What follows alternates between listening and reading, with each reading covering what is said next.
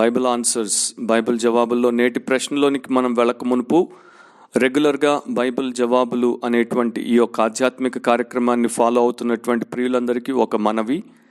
నాకు మీరు పంపేటువంటి ప్రతి ప్రశ్నకి నేను జవాబు ఇవ్వలేను. ఎందుకంటే కొన్ని ప్రశ్నలు అసంబద్ధంగా ఉంటున్నాయి, అన్రీజనబుల్గా ఉంటున్నాయి.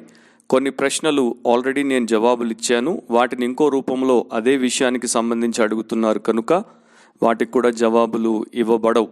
దాంతోపాటు ఇంకో విషయాన్ని కూడా మీకు తెలియచేయాలనుకుంటున్నాను. వాట్సాప్ ఏ నంబర్ అయితే మీకు స్క్రీన్ మీద చివరిలో కనపడుతుందో అది నా పర్సనల్ వాట్సాప్ కాదు, బైబిల్ జవాబుల కొరకు ప్రశ్నలు పంపడానికి మాత్రమే పెట్టింది. దాంట్లో కొంతమంది నన్ను పలకరిస్తున్నారు, కొంతమంది ప్రశ్నలు పంపుతున్నారు, కొంతమంది వేరే విషయాల గురించి కూడా సమాచారాన్ని అడిగే ప్రయత్నం చేస్తున్నారు. నాకున్న పరిచర్యను బట్టి, నాకున్నటువంటి లిమిటేషన్స్ని బట్టి నేను ప్రతిసారి ప్రతి ఒక్కరికి రెస్పాండ్ అవ్వలేను, స్పందించలేను. కనుక అలా నేను స్పందించకపోతే మీరు మరోలా భావించొద్దు. ఈ పరిచర్య కొరకు మీరు ప్రార్థించండి. మాకు రాసిన ప్రతి ఒక్కరి కొరకు మేము ప్రార్థిస్తున్నాం. బైబిల్ ఆన్సర్స్, బైబిల్ జవాబులు అనేటువంటి ఆధ్యాత్మిక కార్యక్రమం ప్రేక్షకులందరికీ, వారి కుటుంబాలకు దీవెనకరంగా ఉండాలని ప్రతిదినం ప్రార్థిస్తున్నాం. ఇది దృష్టిలో పెట్టుకోవాల్సిందిగా మనవి. God bless you. ఇక నేటి ప్రశ్నలోనికి మనం వస్తే, దేవుని చిత్తమును ఎలా తెలుసుకోవాలి? దేవుని చిత్తమును చేయుట సాధ్యమేనా? అయితే అది ఎలా?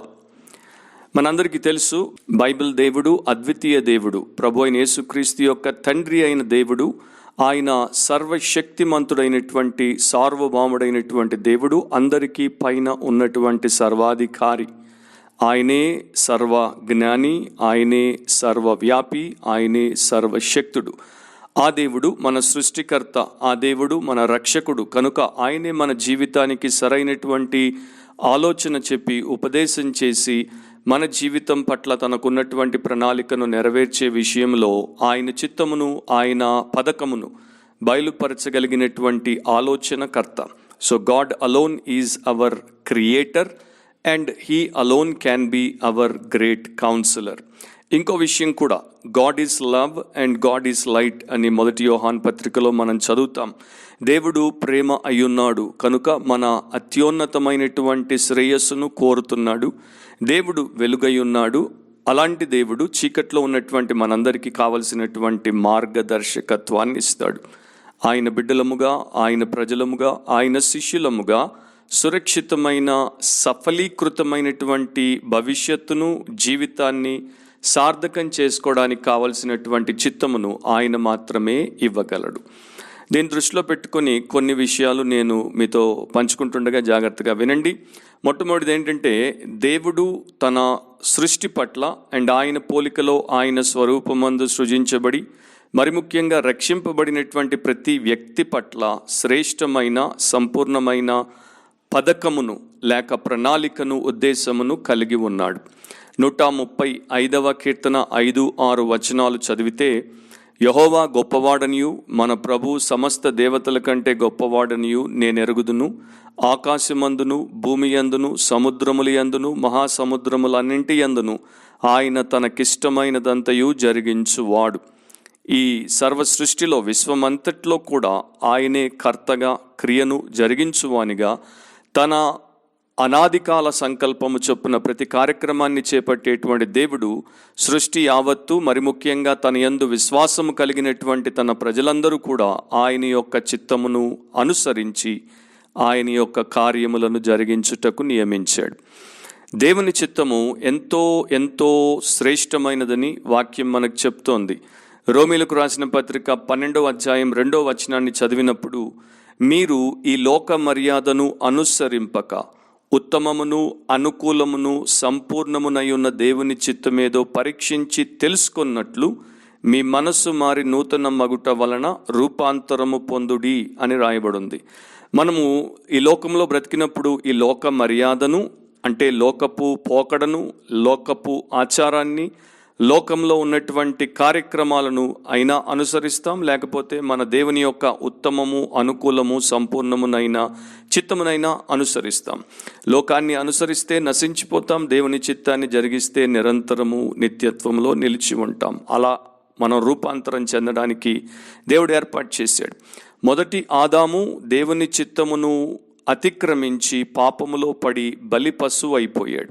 కానీ రెండవ ఆదామైనటువంటి యేసుక్రీస్తు దేవుని చిత్తాన్ని సంపూర్ణంగా జరిగించి సిలువలో విమోచన కార్యాన్ని సమాప్తి చేసి జయోత్సాహముతో జయశాలిగా మనందరి కొరకు ఆయన నూతనమైనటువంటి జీవన మార్గాన్ని తెరిచాడు.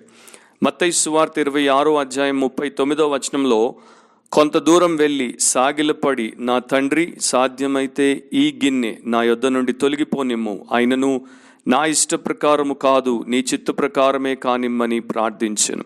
ప్రభు అయిన యేసు సిలువకు వెళ్ళక మునుపు ఆ యొక్క సిలువలో ఆయన పడాల్సినటువంటి అవమానమును, ఆయన అనుభవించాల్సినటువంటి అందరి అతిక్రమమును, ఆయన తండ్రి నుండి వేరు చేయబడాల్సినటువంటి ఆ యొక్క సమయమును అండ్ దేవుని యొక్క ఉగ్రతను తన మీద కుమ్మరించబడినప్పుడు దాన్ని భరించుటను, మనందరి పక్షాన మన కొరకు మనకు బదులు మరణించి సమాధి చేయబడి 3వ దినమున తిరిగి లేచుట అనేటువంటి గొప్ప కార్యము కొరకు ఆయన పూర్తిగా తండ్రి చిత్తానికి తను అప్పగించుకున్నాడు. కనుకనే మనకు విశ్వాసమునకు కర్త కొనసాగించువానిగా అయ్యాడు. అలాంటి ప్రభు అయినటువంటి యేసునందున్నటువంటి మనము ఆయన ప్రకారమే నడుచుకోవడానికి దేవుడి చేత పిలువబడ్డాం. అండ్ దేవుడు తన ప్రజలు తనకు ప్రార్థించి, దేవా నా పట్ల, నా జీవితం పట్ల, నా భవిష్యత్తు పట్ల నీ చిత్తమేమిటో నాకు బయలుపరచవా అని ప్రార్థించినప్పుడు తప్పకుండా వారికి దాన్ని తెలియచేయడానికి ఎంతో హర్షించి ఆనందించేటువంటి వాడు. ఉదాహరణకు అపోస్తలుల కార్యములు 22:10 అప్పుడు నేను, ప్రభువా నేనేమి చెయ్యవలనని అడుగగా, ప్రభువు నీవు లేచి దమస్కులోనికి వెళ్ళుము, అక్కడ నీవు చేయుటకు నియమింపబడినవన్నీ నీకు చెప్పబడునని నాతో అనెను అని అపోస్తలులైనటువంటి పౌలు తెలియచేశాడు. ఒక మారు మనసు పొంది తిరిగి జన్మించినటువంటి నూతన సృష్టిగా చేయబడినటువంటి క్రైస్తవ విశ్వాసి దేవుణ్ణి వెంబడిస్తాడు, దేవుని యొక్క ఆలోచన కొరకు కనిపెడతాడు, దేవుని యొక్క ఉపదేశం కొరకు తాపత్రయపడతాడు, దేవుని యొక్క మార్గదర్శకత్వం కోసం, దేవుని యొక్క చిత్తం కొరకు దాన్ని జరిగించి తద్వారా తన జీవితాన్ని సార్థకం చేసుకోవడమే కాదు, దేవుణ్ణి సంతోషపరిచి అనేకులకు శ్రేయస్కరమైనటువంటి దీవెనగా మారునట్లు అతడు ఈ పని చేస్తాడు. ఒక బలమైనటువంటి, ఎంతో భక్తితో కూడుకున్నటువంటి ఆదుర్దాను కలిగి, అంటే ఆ జీల్ని కలిగి, ఆసక్తిని కలిగి ఆ వ్యక్తి చేస్తాడు. యేసు ప్రభు ఏ రకంగా దేవుని చిత్తాన్ని చేశాడో ఆయన శిష్యులందరూ కూడా అదే మార్గంలో ఆయన మాదిరిని అనుసరించి దేవుని చిత్తమును చేయుటకే పిలువబడ్డారు. అందుకోసమే క్రీస్తు యేసు మనకు ఒక ఎగ్జాంపుల్ని, ఒక మాదిరిని విడిచిపోయాడు. ప్రతినిత్యము మనము పరలోకపు ప్రార్థన చేసినప్పుడు, ప్రభు నేర్పిన ప్రార్థన చేసినప్పుడు ఇదే విషయాన్ని మనం చేసేటట్టు, దీన్ని మన మదిలో, మన హృదయలో పూర్తిగా ముద్రించి దాని ప్రకారం మనల్ని నడిపించడానికి ప్రభు అయినటువంటి యేసు దాన్ని నేర్పాడు. మత్తయి 6:10 నీ రాజ్యం వచ్చుగాక, నీ చిత్తం పరలోకమందు నెరవేర్చున్నట్లు భూమి అందును నెరవేరునుగాక అని ఆయన ప్రార్థించి మనకు నేర్పాడు. ప్రతినిత్యం అదే మనం ప్రార్థిస్తూ ఉంటాం. అండ్ దేవుని చిత్తమును జరిగించుట అనేది శిష్యరికములో కేంద్రమైనటువంటి విషయం. అంటే డిసైపుల్షిప్ యొక్క సెంట్రల్ కన్సర్న్ అన్నమాట. శిష్యునిగా ఉన్న వ్యక్తి, శిష్యురాలిగా ఉన్న వ్యక్తి దేవుని చిత్తమును చేయుటలోనే వారి జీవితాన్ని జీవిస్తారు. అండ్ బైబిల్లో నూతన నిబంధన క్రైస్తవ్యం ప్రకారము దేవుడు ఎలాంటి ప్రజల్ని కోరుకుంటున్నాడు? విశ్వాసముతో, వినయముతో, విధేయతతో, నమ్మకముగా చివరి వరకు దేవుని చిత్తానికి తమల్ని తాము అంకితం చేసుకునేటువంటి వారి కోసమే ఆయన వెతుకుతున్నాడు. డేవిడ్ లివింగ్స్టన్ ఆఫ్రికాకి యేసుక్రీస్తు యొక్క సువార్తను తీసుకొని వెళ్ళక మునుపు ఆయన్ని ఎవరో అడిగారు, అలాంటి కఠినమైనటువంటి ప్రాంతానికి వెళ్ళడం మీకు భయంకరంగా, కష్టతరంగా, ప్రమాదకరంగా అనిపించట్లేదా అని అన్నప్పుడు ఆయన చాలా చక్కని జవాబు చెప్పాడు. నా పట్ల దేవుని చిత్తమును నెరవేర్చేంత వరకు నేను చావకుండా దేవుడు నన్ను కాపాడుతాడు. నా ప్రియమైనటువంటి సహోదరి సహోదరులారా, అతనికి దేవుడి మీద ఎంత అపారమైనటువంటి విశ్వాసం ఉండిందో చూడండి. దేవుడు నా ద్వారా ఏదైతే జరిగించాలనుకుంటున్నాడో దానికి నన్ను నేను అప్పగించుకున్నప్పుడు నన్ను ఏ ప్రమాదం కానీ, నన్ను ఏ కష్టం కానీ, నష్టం కానీ వెనక్కి నెట్టలేవు. ఆయన చిత్తాన్ని ఆయన నాలో, నా ద్వారా నెరవేర్చుకుంటాడు అని చెప్పి వెళ్ళాడు. అదే ప్రకారం జరిగింది. మరి దేవుని యొక్క చిత్తం అనేది చాలా పెద్ద అంశము, grand subject of the Bible. పాత నిబంధన, కొత్త నిబంధనలో దేవుని యొక్క చిత్తం గురించి విస్తృతంగా రాయబడింది. వాటన్నింటినీ ఒక ప్రశ్న జవాబులో మనము చూడలేం, కానీ కీలకమైనటువంటి విషయాలు మనం ఈ సమయంలో వింటున్నాం. జాగ్రత్తగా వాటిని దృష్టించండి. మొదటిది, God's will is for the world to be saved. దేవుడు లోకంలో ఉన్నటువంటి పాపులందరూ రక్షించబడాలని కోరుకుంటున్నాడు. 1 తిమోతి 2వ అధ్యాయం 4వ వచనంలో ఆయన మనుష్యులందరూ రక్షణ పొంది సత్యమును గూర్చిన అనుభవ జ్ఞానం గలవారై ఉండవలనని ఇచ్చయించుచున్నాడు. సో అందరూ రక్షించబడుట, క్రీస్తు శిలువలో చేసినటువంటి విమోచన కార్యాన్ని ప్రతి ఒక్కరూ కూడా వారికి నిత్య మేలు కొరకు వినియోగించుకొనుట దేవుని చిత్తం. కనుక విశ్వాసులమైనటువంటి మనము, ప్రభు బిడ్డలమైన మనము దాని కొరకు ప్రార్థించాలి. ఆ రకమైనటువంటి పరిచర్యను మనకున్నటువంటి పరిధిలో మనము జరిగించాలి. రెండవదేంటి? God's will is for his saints to be sanctified.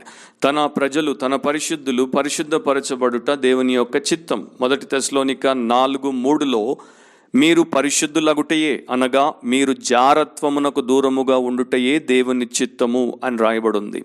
మరి శారీరకంగానే కాదు, మానసికంగా కూడా మనము జారత్వానికి, ప్రతి విధమైన అపవిత్రతకు, కామాతురతకు దూరంగా ఉండుట దేవుని చిత్తం. నీ యొక్క దేహము, నీ యొక్క హృదయము శుద్ధిగా చేయబడి ఘనత నిమిత్తమైనటువంటి పాత్రగా వాడబడుట దేవుని చిత్తం. మూడవదేంటి? God's will is that all his children to become like Christ. అందరూ ఆయన బిడ్డలు క్రీస్తును పోలి మారునట్లు దేవుడు చిత్తయించాడు.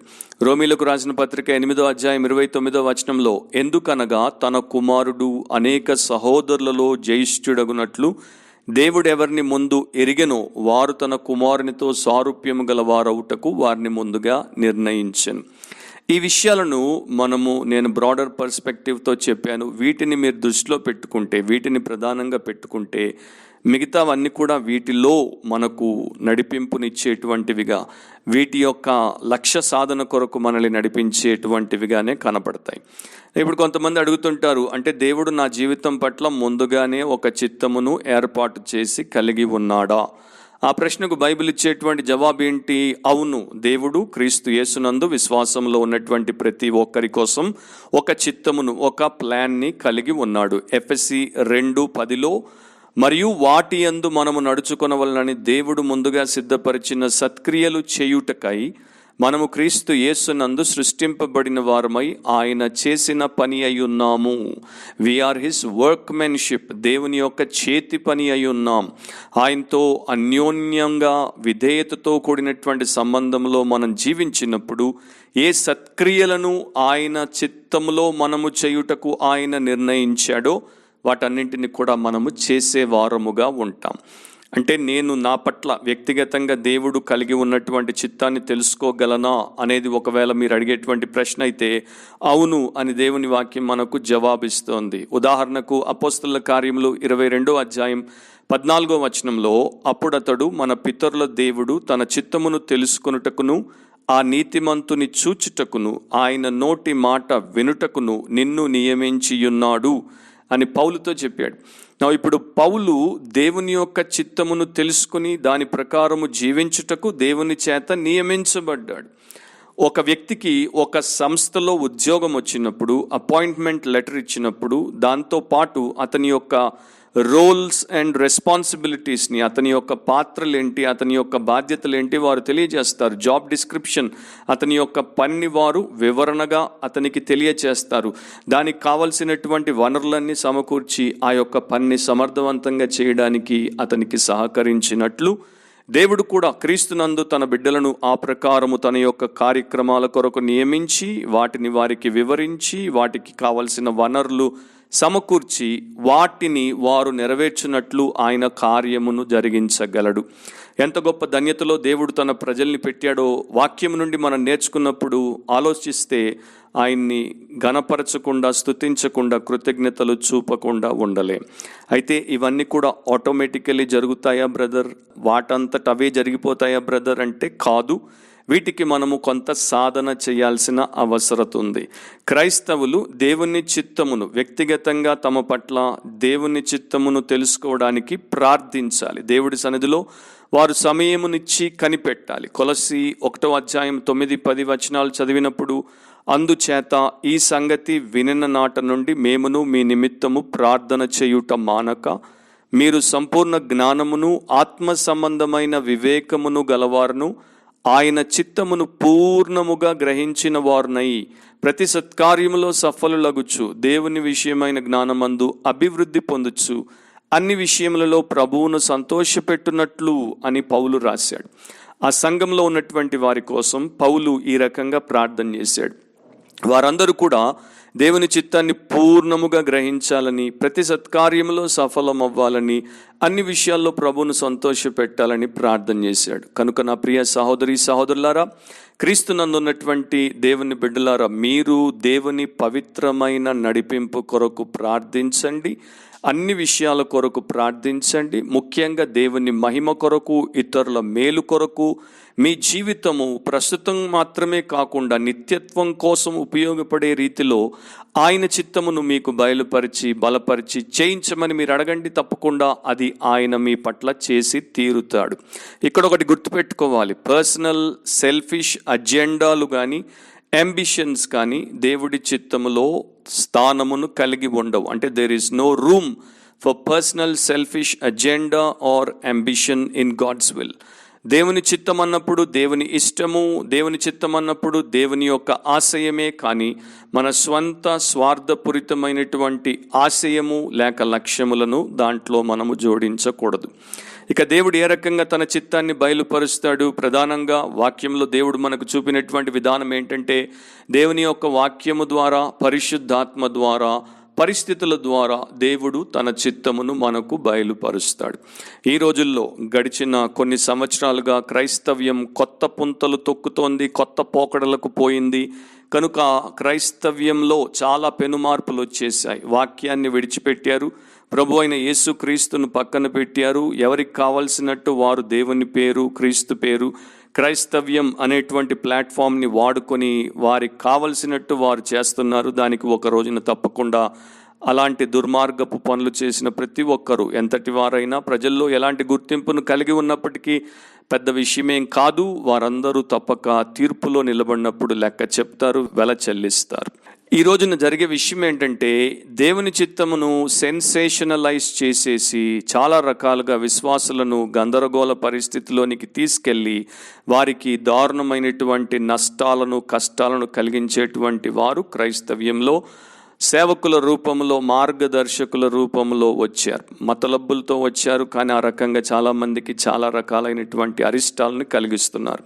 వీరు నిరంతరము కళల గురించి మాట్లాడతారు, దర్శనాల గురించి మాట్లాడతారు, ప్రవచనాల గురించి మాట్లాడతారు, అభిషేకించబడినటువంటి ప్రత్యక్షతల గురించి మాట్లాడతారు, దేవదూతలు వచ్చిపోవడం గురించి మాట్లాడతారు, లేకపోతే అసాధారణమైనటువంటి అంశములను గురించి మాట్లాడతారు. Dreams, visions, prophecies, anointed revelations, angelic visitations and supernatural manifestations. ఇవన్నింటిలో 99% దేవుని యొద్ద నుండి వచ్చినవి కావు. వీటిలో దేవుని చిత్తము మీరు తెలుసుకోలేరు అని మాత్రం నేను చెప్పగలను. ఇప్పుడు దేవుడి చిత్తాన్ని దేవుని వాక్యం ప్రకారం ఎలా తెలుసుకోగలం? ముందుగా చెప్పినట్టు దేవుని వాక్యము ద్వారా. 119వ కీర్తన 105వ వచనంలో, నీ వాక్యము నా పాదములకు దీపమును నా త్రోవకు వెలుగునై ఉన్నది. సో దేవుని వాక్యము మనకు పాదాలకు దీపముగా, త్రోవకు వెలుగుగా ఉంది. అది మన మార్గదర్శిని, అది మన గైడ్, అది మన కౌన్సిలర్. అంతేకాదు యేసుప్రభువే స్వయంగా చెప్పాడు యోహాను సువార్త 16:13లో, అయితే ఆయన అనగా సత్యస్వరూపి అయిన ఆత్మ వచ్చినప్పుడు మిమ్మును సర్వసత్యములోనికి నడిపించును. పరిశుద్ధాత్ముడు సత్యస్వరూపి అయిన ఆత్మ గనుక ఆత్మానుసారంగా మనం నడుచుకొనుట మొదలుపెట్టినప్పుడు శరీర కార్యములను తుదముట్టిస్తాం. ఆయన మనల్ని సర్వసత్యములోనికి నడిపిస్తాడు. వాక్యం ద్వారా దేవుడు మనకు తన చిత్తాన్ని బయలుపరుస్తాడు. పరిశుద్ధాత్మ ద్వారా దేవుడు తన చిత్తాన్ని బయలుపరుస్తాడు. పరిస్థితుల ద్వారా దేవుడు మనకు తన వాక్యమును, తన చిత్తమును బయలుపరుస్తాడు. దాని గురించి అపోస్తలుల కార్యముల్లో ఎన్నో విషయాలు మీరు చదువుకోవచ్చు. అక్కడ దేవుని యొక్క చిత్తములో తన ప్రజల్ని ఏ రకంగా నడిపించాడో చాలా చక్కగా మనకు దేవుడు రాశాడు. దేవుడు తన చిత్తాన్ని నా జీవితం పట్ల మొత్తం అంతటినీ ఒకే బ్లూ ప్రింట్లో చూపిస్తాడా, లేకపోతే కాస్త చూపిస్తాడా అని కూడా కొంతమంది అడుగుతుంటారు. అవును, దేవుడికి మన జీవితము ఆది నుండి అంతం వరకు పూర్తిగా తెలుసు. ఆయన మాత్రమే హోల్ పిక్చర్ని చూస్తాడు. ఆయనకే గతము, ప్రస్తుతము, భవిష్యత్తు పట్ల అవగాహన ఉంది. కాకపోతే మనకు దేవుడు తన చిత్తాన్ని పూర్తిగా ఒక సమయంలో చూపించాడు, కొంత మనకు చూపిస్తాడు. దాన్ని ప్రోగ్రెసివ్ రెవల్యూషన్ అంటారు. నీకు ఇవ్వబడిన వెలుగులో నీవు నడిచిన కొలది మరికొంత వెలుగు నీకు ఇవ్వబడుతుంది. నీవు విధేయత చూపిన కొలది మరికొంత నీకు దేవుడు తన చిత్తాన్ని చూపిస్తాడు. కీర్తన 32:8 నీకు ఉపదేశము చేసేదను, నీవు నడవవలసిన మార్గమును నీకు బోధించెదను, నీ మీద దృష్టి ఉంచి నీకు ఆలోచన చెప్పెదను అని ప్రభు చెప్పినట్లుగానే జరుగుతుంది. బిడ్డను తండ్రి పెంచుతున్నప్పుడు ప్రతిదీ ఒకేసారి చెప్పడు. వాడి వయస్సుతో, వాడి యొక్క వివేకముతో, వాడికున్న అనుభవము, అవగాహనను బట్టి కొంత నేర్పి నడిపిస్తూ ఉంటాడు. ఆ బిడ్డ తండ్రి మాటను గౌరవించి విధేయత చూపి నడుస్తున్న కొలది చక్కగా బిడ్డ తీర్చిదిద్దబడతాడు. అదే ప్రకారం దేవుడు మనల్ని నడిపిస్తాడు.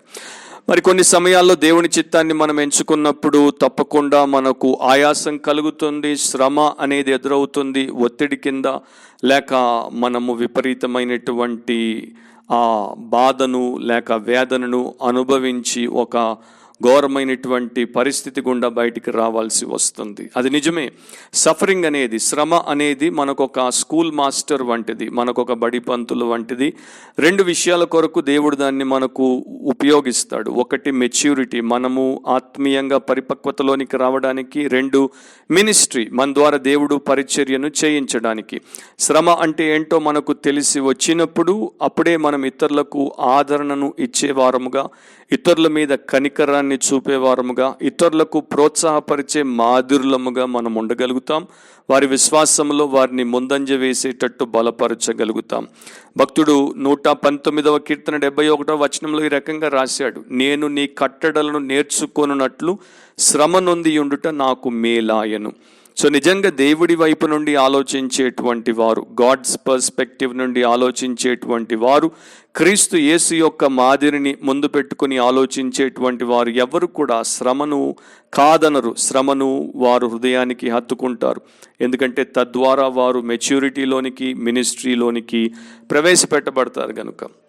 ఇక ఎవరైతే క్రీస్తు యేసునందు పరిపక్వతను కలిగి ఉంటారో వారు నిరంతరము ఏకరీతిగా ఉండి క్రమబద్ధతతో దేవుని చిత్తమును చేయుటలో ఎంతో సంతోషాన్ని చూపిస్తారు.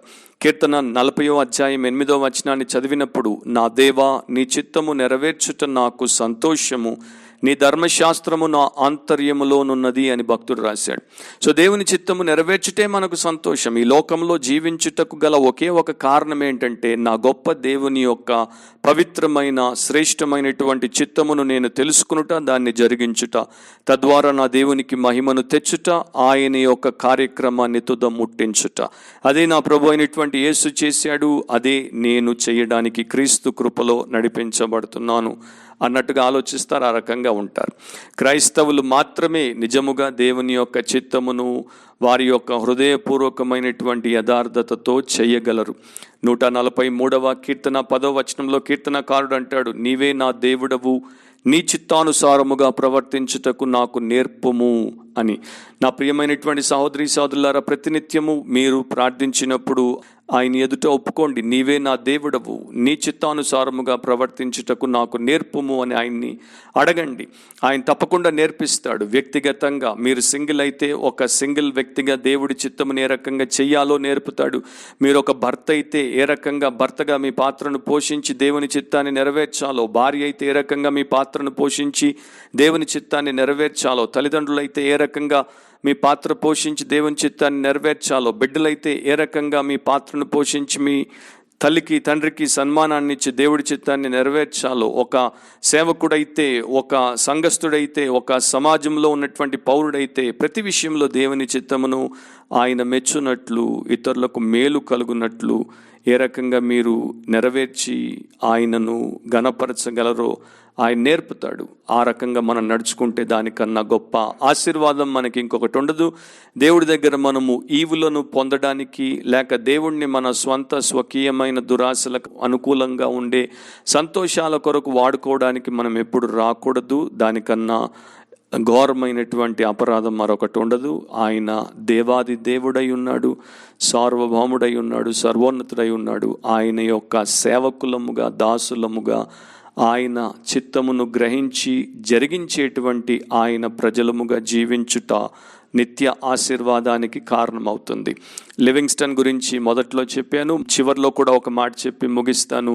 ఆయన అడిగారు, నీకు మరి ఆఫ్రికా ఎందుకు అంత మక్కువ చూపుతున్నావు, ఆఫ్రికాలో మిషనరీగా ఎందుకు ఉండాలనుకుంటున్నావు అన్నప్పుడు ఆయన అన్నాడు, నేను దేవుని చిత్తములో లేకుండా ఇంగ్లాండ్ సింహాసనం మీద కూర్చుని ఉండే కన్నా దేవుని చిత్తంలో ఉంటూ ఆఫ్రికా నట్ట నడుమ ఉండుటకు ఇష్టపడతాను అని.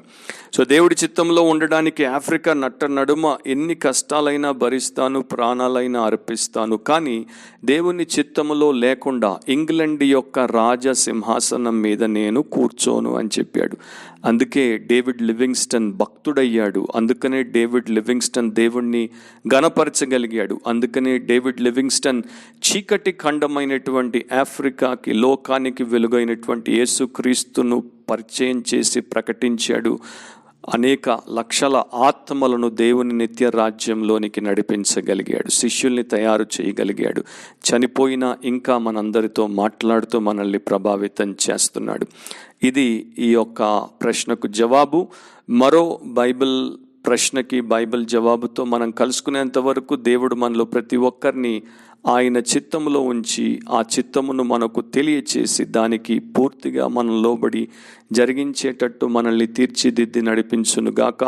అలాంటి కృప ఈ కార్యక్రమంలో రెగ్యులర్గా పాల్గొంటూ ప్రార్థిస్తూ ఉన్నటువంటి ప్రియులందరికీ దేవుడు అనుగ్రహించి దీవించునుగాక. Amen. God bless you all.